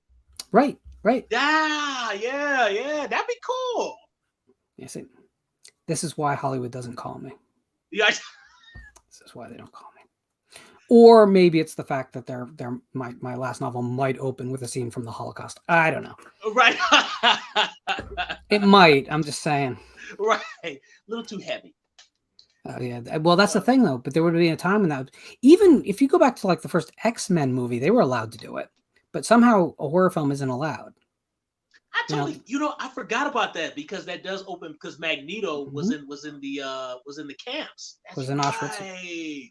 Yep. That's right. So isn't that weird? You can do superhero stories set in Nazi Germany in the concentration camps. You could do sitcoms in the 70s set in a concentration camp. But today you can't go there in any kind of serious way. You can't go there. And look, I don't understand that. I mean, I think the whole thing too is like with horror, it's supposed to be horrific and supposed to challenge you. So I don't see why they wouldn't want to take an uncomfortable subject matter. I mean, I think that's ultimately the point of horror. You know what I mean? It's not supposed to make it. That's the thing that kills me with people. Like if they watch a horror film and they go, "I feel uncomfortable." That's the point. The point is to make you feel discomfort. That's the objective. The objective is not for you to sit there and be, "Oh, I'm so happy and feel great." No, we want to mess with you. That's the thrill of watching movies. Is for you to feel a certain way. I want to feel something. I don't just want to be bored. That's why I go to the movies. No, dude, that's my entire mantra right there. I watch movies wanting to feel something I can't feel in my normal life. Exactly. Because what's the point otherwise? And if you're just following a checklist, it's why I could never be a Star Wars fan, honestly. Oh, yeah. Because take all the callbacks and all that out. The truth is, like, after the second movie, they never made you feel anything ever again. Yeah. I mean, I like Rogue One. I like it. But it's really no different than, say, the first half of Tora. It's really the same movie. And I felt that. So if I'm trying to live vicariously through movies because we have limited lifespans and who doesn't want to live every adventure you can imagine? Right. Why would I go and just relive the same adventures over and over? And You know, that might sound hypocritical coming from a guy who's a Friday 13th fan, right? right. But the difference there is that a Friday 13th isn't pretending to be anything more. I mean, Star Wars is like, let's face it, you'll never see a Friday 13th US postage stamp. But Right. Star Wars has been there. Right. You know, and I will say, even like the last, oh my God, the last couple Star Wars movies, and you know, I'm a fan obviously of the original trilogy. Obviously, because I'm 38, Jedi was my favorite, but that makes total logical sense of my age at the time when I saw it on video. Sure. Obviously, Empire is the best one now of the original trilogy, but the new ones that have just come out have just been I like Rogue One and I like Force Awakens. Last Jedi and oh my God, the last one, Rise of Skywalker. I mean that was Drek. That was Drek. Pure Drek.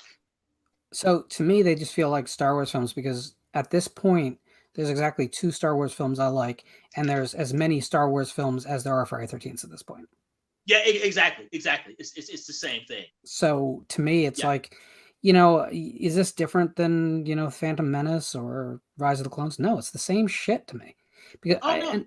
and I get that there's an audience for it, and I get that people love it, and I don't want to take any of that away from them. I'd never argue good or bad. I hate when people talk about good or bad.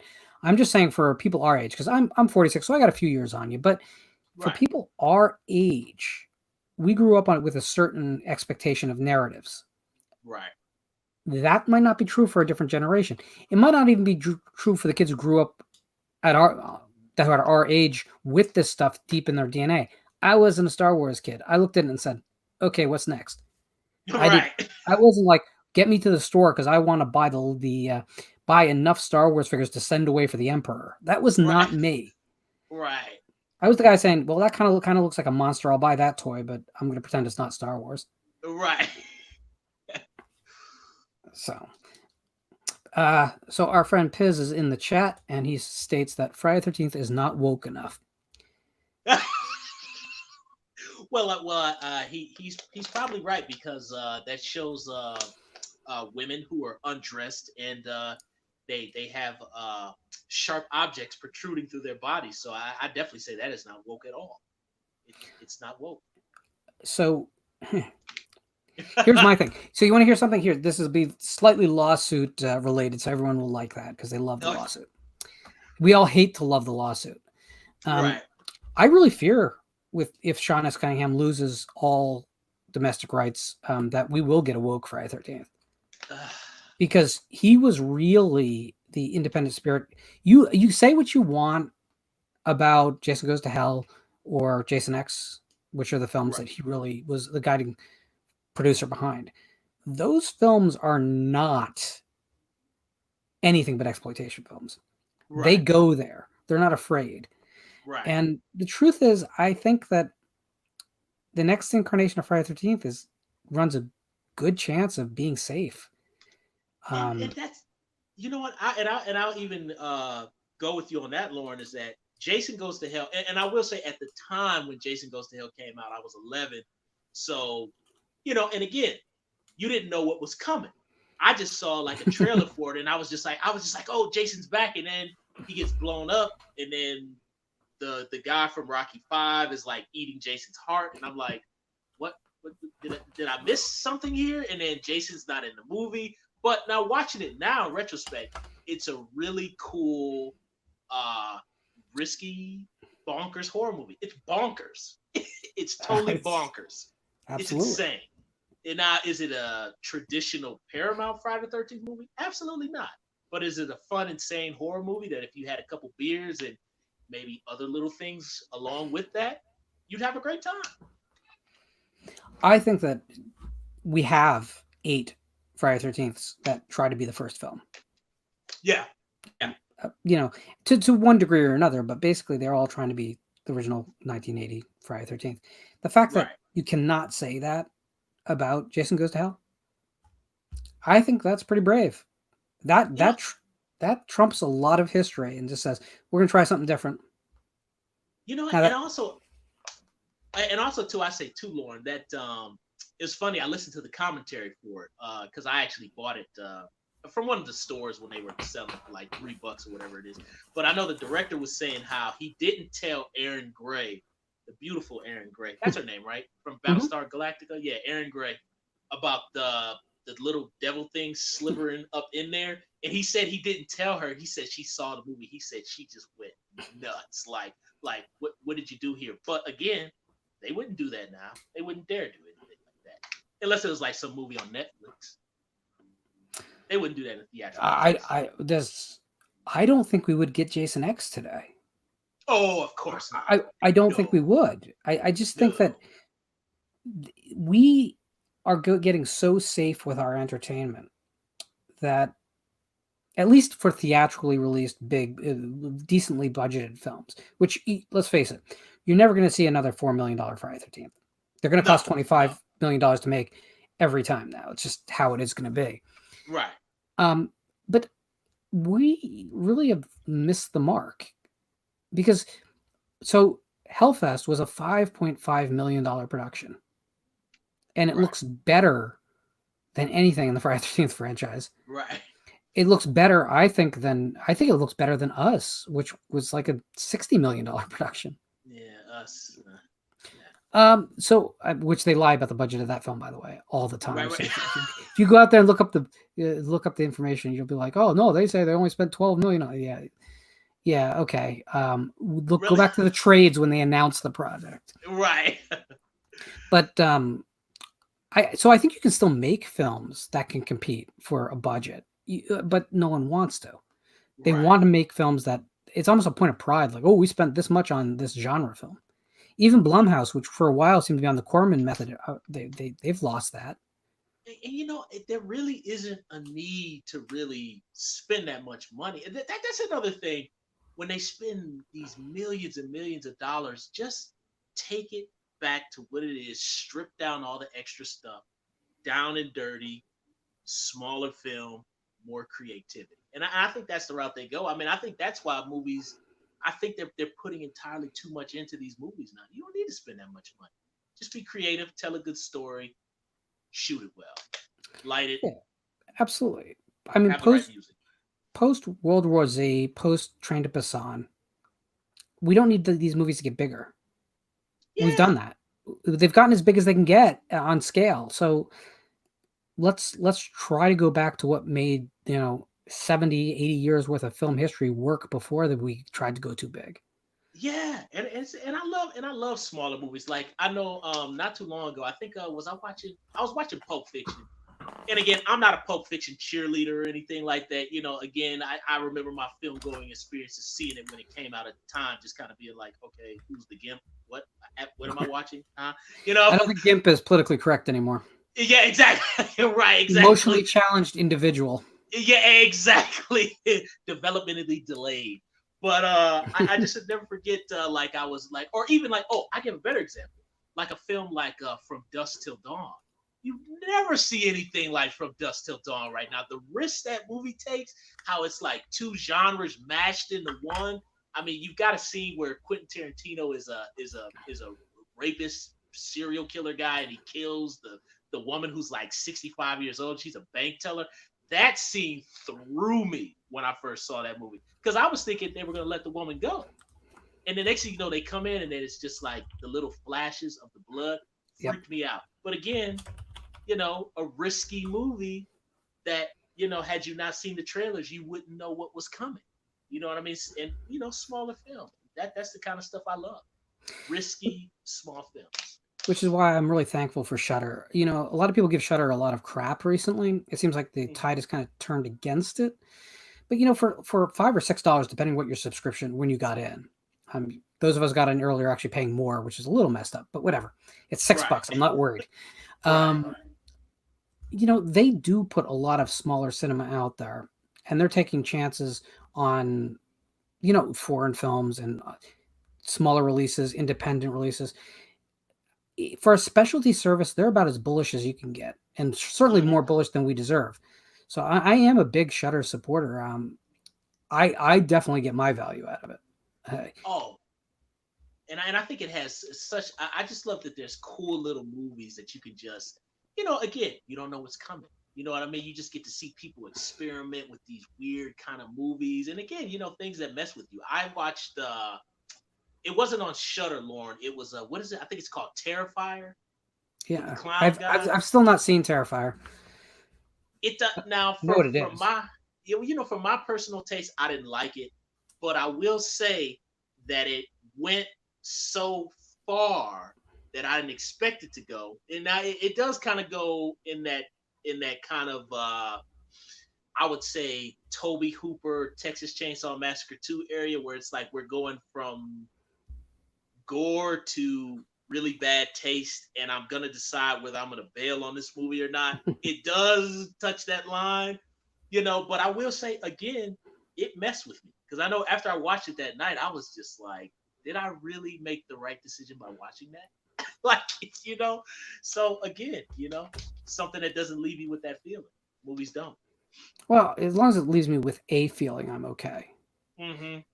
The problem is the things that are disposable. If you ask me like, hey, did you see? And I'm like, I think a few years ago I did see that, but I don't remember a thing about it. That's the worst. Right. I'd rather say I hate a movie, but I remember it than right. I just don't remember it, which is really getting to be really common. Like I already realized, like we've been talking about the movie Underwater on and off all year. Oh yeah. Never seen and it. Don't. I don't. Because here's my anti-recommendation for it. It's only been what 7 months since I saw it because I saw it in theaters. Right. I can tell you in big pieces like what's in the movie, but I don't remember the movie properly anymore. It's just gone. It's just like so not memorable. So why would I suggest anyone else go through that? If you want temporary amnesia, there's pharmaceuticals for that. Oh goodness! You know what? That reminds me of the movie, and then I'm digressing, but a movie called Geostorm that had Gerard Butler. That movie put me to comatose. Listen. I don't need ZQuil. I don't need melatonin. All I gotta do is watch Geostorm. That movie put me to sleep, and I don't remember a thing about it. It started, and I woke up, and all the characters were like, "Yay, we beat everybody!" And I was like, "What happened?" I was like, "What?" I still don't remember anything about that movie at all. Garbage. So James Frost asks, can you guys name the top 3 films that truly scared you?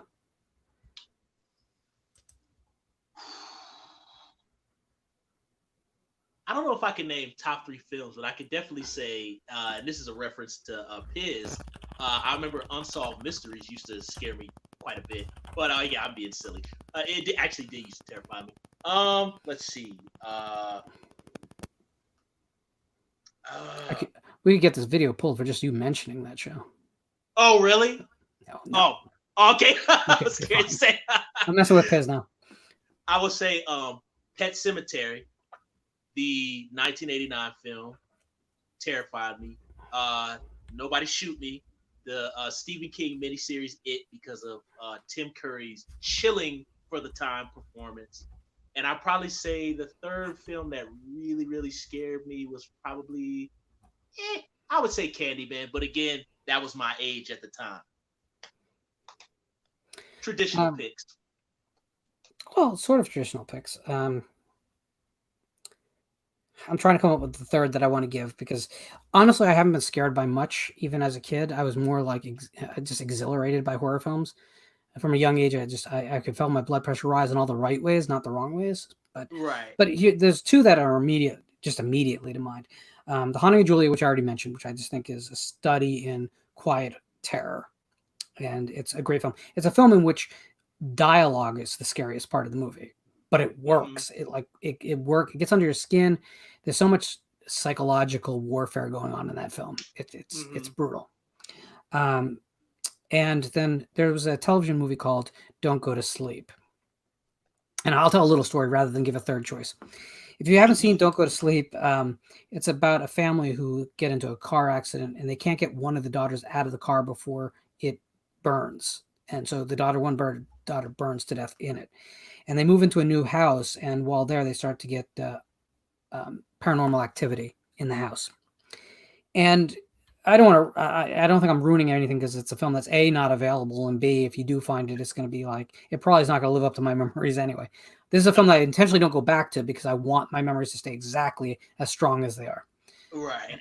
By the end of that film, there's a ghost girl with a pizza cutter rolling it up the banister as she chases the final member of her family that's alive. And that probably sounds silly, but you got to put yourself in 11-year-old Lauren's shoes. Seeing this Right. film, I stayed up to the middle of the night to watch this thing as a rerun, and Right. it freaked me the hell out. It I was an absolutely wonderful experience that I don't want to mess with.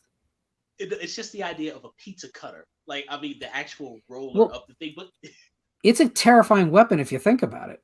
yo, oh yeah, can you imagine how long it would take Oh, you to like saw a limb off of that oh thing? my God, no! But I mean, it's like a blade that's always available, right? Yeah, right.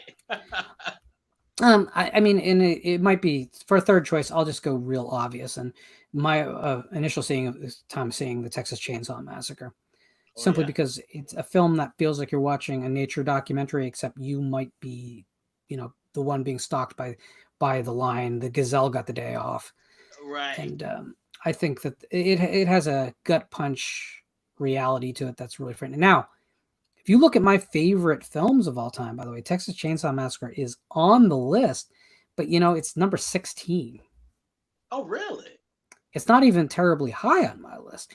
And that's because my goal with horror films is not simply to be frightened. If you look at the beginning of every one of my videos, there's a list of, the emotions that a horror film can try to elicit that make it a horror film. Right. I really, really don't care which emotion they generate from those list of dark emotions. Right. I just want to feel something strong, real strong. Right. So, Right. my favorite film of all time is Bride of Frankenstein because every time I watch it, I'm filled with just this, again, elation is the word I used before. It's probably the right word. I just fall in love with that movie every time. It's like the darkest, most cynical fairy tale ever. And I just love it. And you know Is it what? I think scary? Nope, not at all. right. And you know what? I think that's the thing too. Is just you don't necessarily have to feel fear, but just as long as it does generate, it makes me have some sort of reaction to it. I mean, I can, and I'll even say up and down all day. I'll never forget the scene in the original Pet Cemetery, the 1989 movie, Zelda. Uh, Zelda still terrifies me to this day. I mean, I never forget.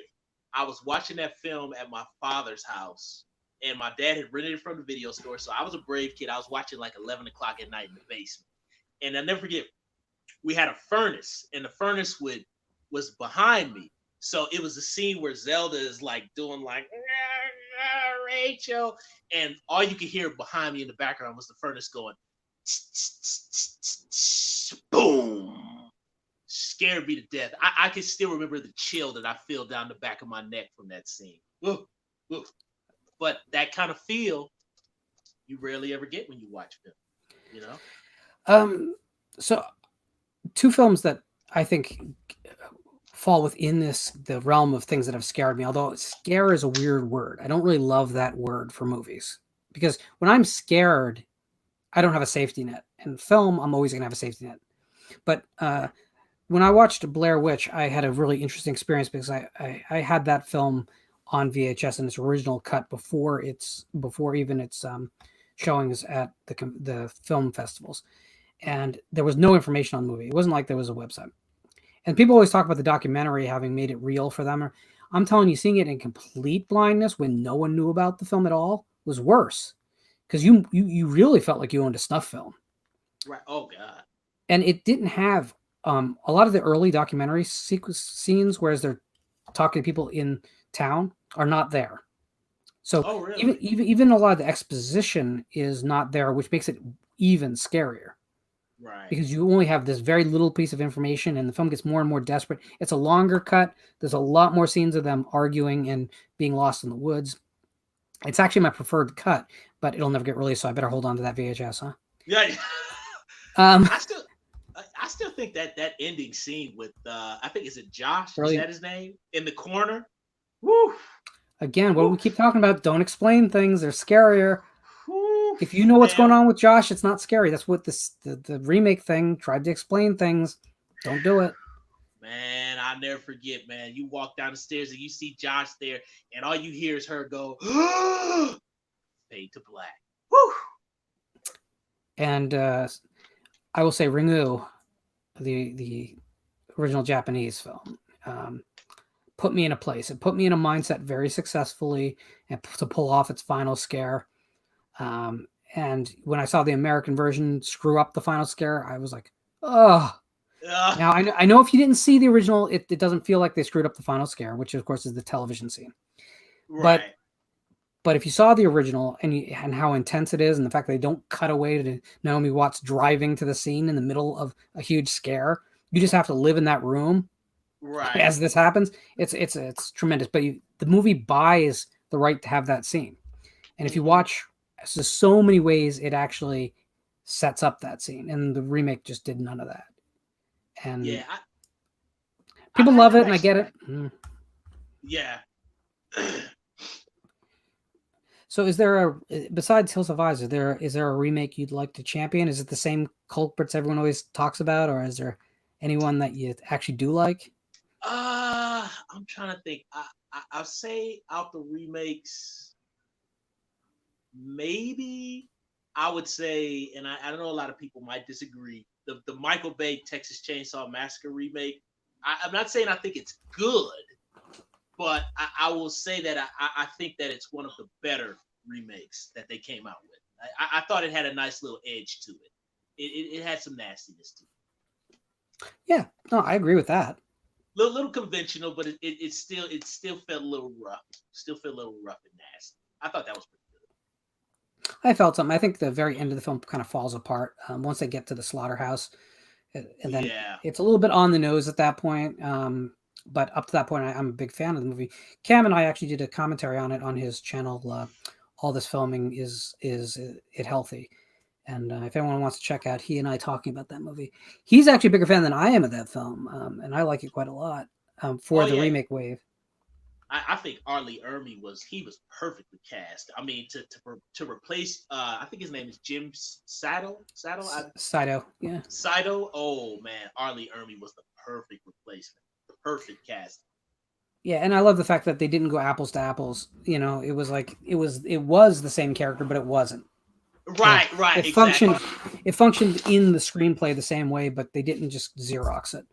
Right. Which, you know, the problem with a film like the Fog remake is that it just isn't different enough, and it was never going to work in today's climate. And on top of that, it was trash. Oh, it was trash. It was absolutely. That's one of the worst films in the horror genre all time. I mean, and that's not a short list it's competing with. It's bad. Oh man. But so what was the last instant classic you saw? What was the last time you saw a film and went, "Oh God, this is on my list of top films. Well, this is it." Let's see, instant classic that I can think of right offhand.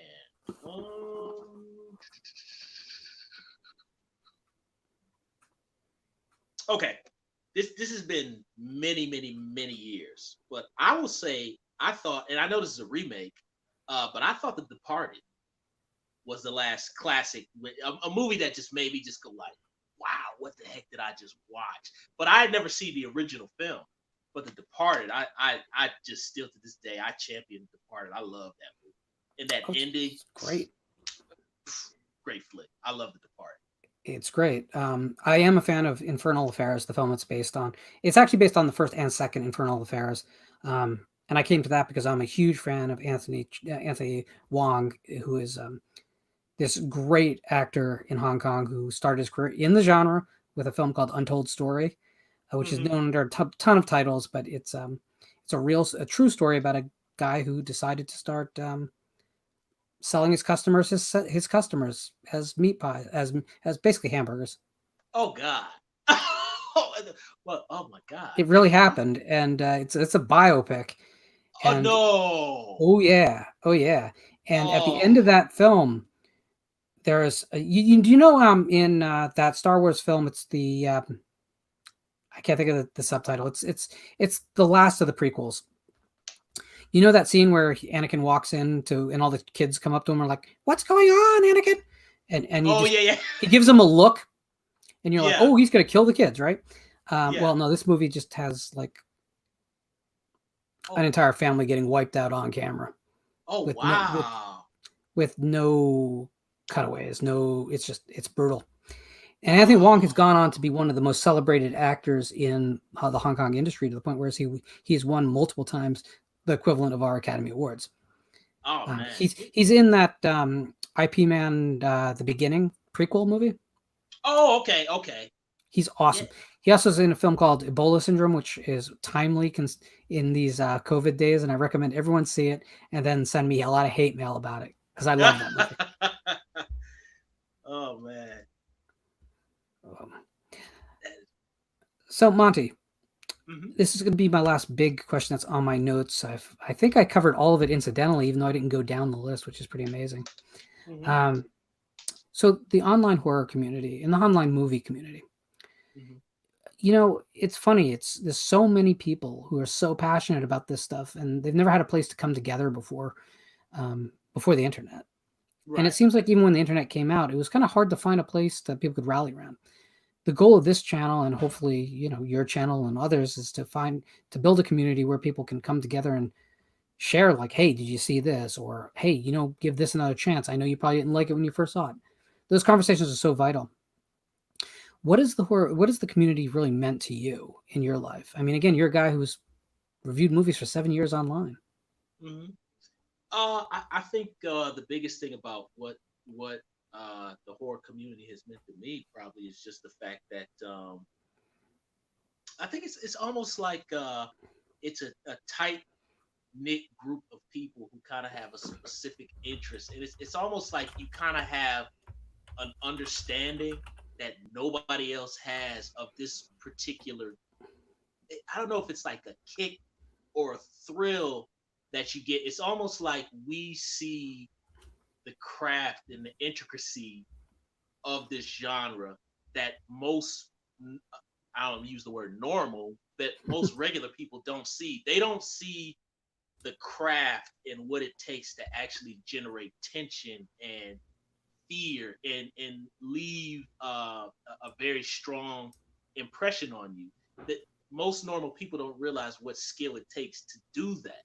And I think that us in the horror community, we really appreciate that, and we really appreciate all the craft and the intricacies and just the level of skill that goes into doing things like that.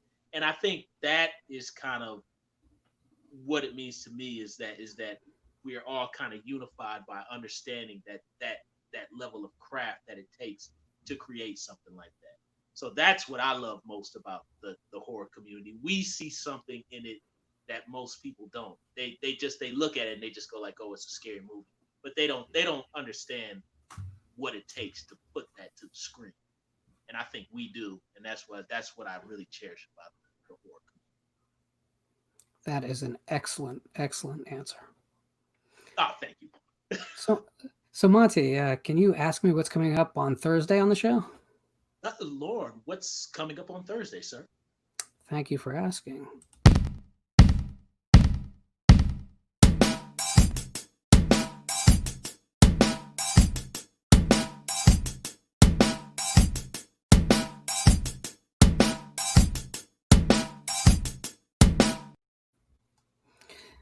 So yes, on Thursday I'll be joined by the inimitable Stone Gassman, who was sure to bring lots of stories from the great city of New York, and he has a great, great, great knowledge of film, especially films of the classic era. And everyone knows that that's going to be me geeking out completely, because that's a language that I speak, and it's going to be a fascinating evening, I think, with Stone. So I hope y'all are up to join me. And I also just solidified a guest for Monday, which I'm not going to announce until Thursday, but it's an exciting one. It's a very, very exciting one. It's one that I think is extraordinarily timely too. So stay tuned for that. If you want to see who that's going to be, you can tune in on Thursday, because I will run a bumper trailer at the end of the show for that. Monty, How can people keep up with all things Monty? Where can we find you? How can we follow you? You can follow me on YouTube on RMJ Movie Reviews. So just type that in and you'll find me. And Jess Graham asks, are you going to be back for The Sausage Factory: A New Beginning? I'm going to answer this question. No, because no such thing will exist. It will have a much better title than that. Or maybe not, but I'll still prefer it to that. But so Monty, are you going to be back with us in the new incarnation? Oh, absolutely. Of course I'll be back. Of course I'll be back. How could we not? Right. All right. Well, folks, thank you for joining tonight. We've been on the air for about 2 hours. I appreciate all of your time. Everyone out there, please, please, please stay safe. Good night. Peace.